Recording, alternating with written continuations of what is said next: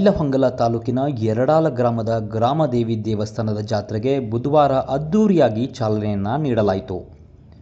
9 ವರ್ಷಗಳ ನಂತರ ಆರಂಭಗೊಂಡಿರುವ ಜಾತ್ರೆಗೆ ಬಂಧು ಬಳಗ, ಕುಟುಂಬ ಸದಸ್ಯರು ತಂಡೋಪತಂಡವಾಗಿ ಗ್ರಾಮದೇವಿ ದೇವಸ್ಥಾನಕ್ಕೆ ಬಂದು ಶ್ರದ್ಧೆ ಭಕ್ತಿಯಿಂದ ಕೈ ಮುಗಿದು ವರವ ಕರುಣಿಸು ತಾಯಿ ಎಂದು ಗ್ರಾಮದೇವಿಯನ್ನು ಪ್ರಾರ್ಥಿಸಿದರು.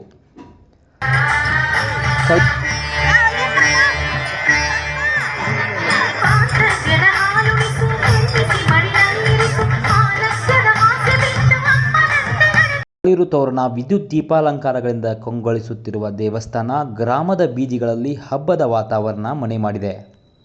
ಮೊದಲ ದಿನದ ಹೊನ್ನಾಟದಲ್ಲಿ ಗ್ರಾಮಸ್ಥರು ದೇವಿಯ ಪ್ರತಿಮೆಯನ್ನು ಹೊತ್ತುಕೊಂಡು ಗ್ರಾಮದಲ್ಲಿ ಸುತ್ತಾಡಿದರು.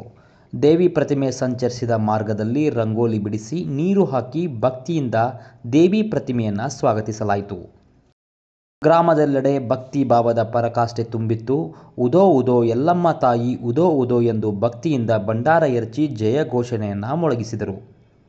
ಜಾತ್ರೆಯಲ್ಲಿ ತಾರಿಹಾಳ ಬಂಡೀಕೊಳ್ಳ ಮಠದ ಶಿವಯೋಗಿ ನಾಗೇಂದ್ರ ಸ್ವಾಮೀಜಿ, ಅವರೊಳ್ಳಿ ರುದ್ರಸ್ವಾಮಿ ಮಠದ ಪೂಜ್ಯ ಚನ್ನಬಸವ ದೇವರು, ಹಿರೇಮಠದ ದುಂಡಯ್ಯ ಸ್ವಾಮೀಜಿ ಸಾನ್ನಿಧ್ಯದಲ್ಲಿ ಧಾರ್ಮಿಕ ಆಧ್ಯಾತ್ಮಿಕ ಕಾರ್ಯಕ್ರಮಗಳಿಗೆ ಚಾಲನೆಯನ್ನು ನೀಡಲಾಯಿತು.